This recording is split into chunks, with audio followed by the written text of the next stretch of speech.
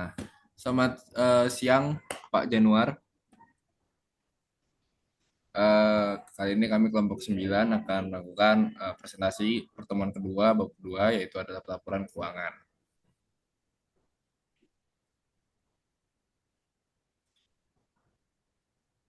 Di mana anggotanya di sini ada David Satrio Dharma, yaitu dan juga Adelia Vika Fatika.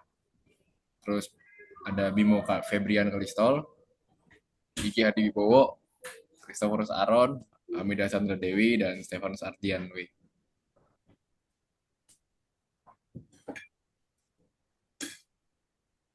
Uh, bisa langsung dijelaskan oleh teman saya, Mas Gigi.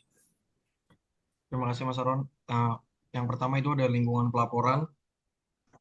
Laporan keuangan menurut undang-undang, terutama laporan keuangan, merupakan produk terpenting dari lingkungan pelaporan keuangan. Informasi dalam laporan keuangan dinilai relatif terhadap kebutuhan informasi pengguna laporan keuangan dan sumber informasi alternatif seperti data ekonomi dan industri, laporan analis, dan pengungkapan sukarela oleh manajer. Penting untuk memahami faktor-faktor yang mempengaruhi sifat dan isi laporan keuangan untuk menghargai informasi akuntansi keuangan yang dilaporkan di dalamnya.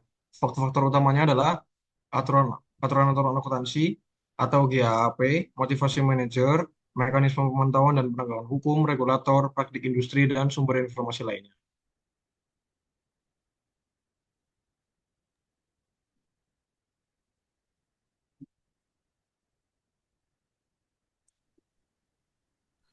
Selanjutnya, Mbak Vika. Selanjutnya, ada dua faktor penting dalam pelaporan keuangan. Yang pertama, musiman.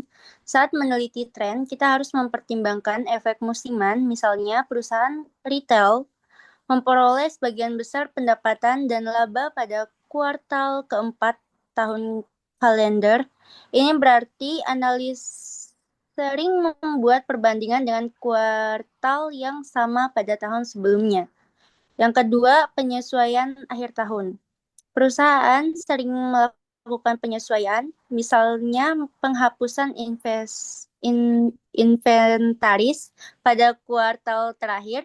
Banyak dari penyesuaian ini terkait dengan keseluruhan tahun. Hal ini membuat informasi triwulan kurang dapat diandalkan untuk tujuan analisis.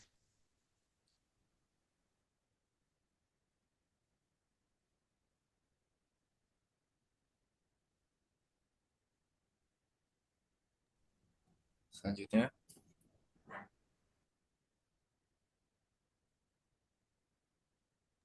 Oke, selanjutnya saya akan menjelaskan tentang pengumuman pendapatan. Jadi laporan keuangan tahunan dan triwulan baru tersedia untuk umum setelah laporan keuangan disiapkan dan diaudit. Jadi waktu ini biasanya berlangsung selama 1 hingga 6 minggu, namun perusahaan hampir selalu merilis informasi ringkasan utama kepada publik lebih awal melalui pengumuman laba. Pengumuman laba disediakan untuk pedagang di bursa saham melalui pita lebar dan sering dilaporkan di media keuangan seperti The Wall Street Journal. Pengumuman laba memberikan informasi ringkasan utama tentang posisi dan kinerja perusahaan untuk periode triwulan dan tahunan. Meskipun laporan keuangan memberikan informasi terperinci yang berguna dalam analisis, penelitian menunjukkan bahwa sebagian besar reaksi harga saham langsung terhadap informasi keuangan triwulan atau setidaknya laba terjadi pada hari pengumuman laba, bukan pada saat laporan keuangan lengkap dirilis. Ini berarti investor tidak mungkin mendapat untung dengan menggunakan informasi ringkasan yang telah dirilis sebelumnya. Informasi terperinci dalam laporan keuangan dapat dianalisis untuk memberikan wawasan tentang kinerja perusahaan dan prospek masa depan yang tidak tersedia dari informasi ringkasan dalam pengumuman laba.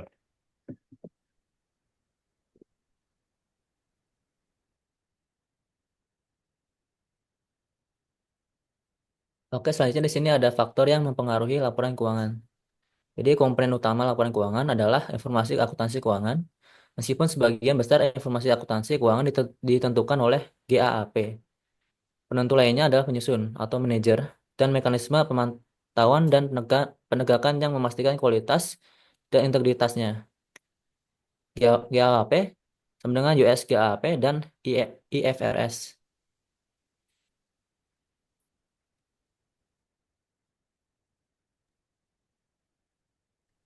Selanjutnya, yaitu ada sumber informasi alternatif. Dengan terus berkembangnya internet, ketersediaan informasi bagi investor akan meningkat. Di bagian ini kami membahas beberapa sumber informasi alternatif utama, yaitu yang pertama ada berita ekonomi, industri, dan perusahaan. Yang kedua, pengungkapan sukarela. Dan yang ketiga, perantara informasi atau analis.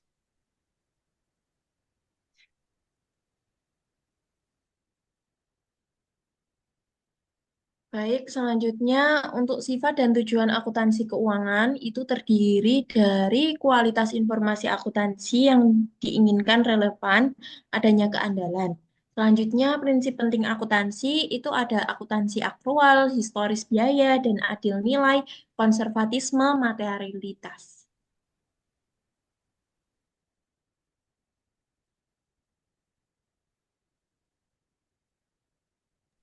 Lalu selanjutnya ada keterbatasan informasi laporan keuangan. Di mana di sini ada 3 poin, yaitu keterbatasan ketepatan waktu, lalu ada frekuensi, dan juga yang ketiga adalah berwawasan ke depan.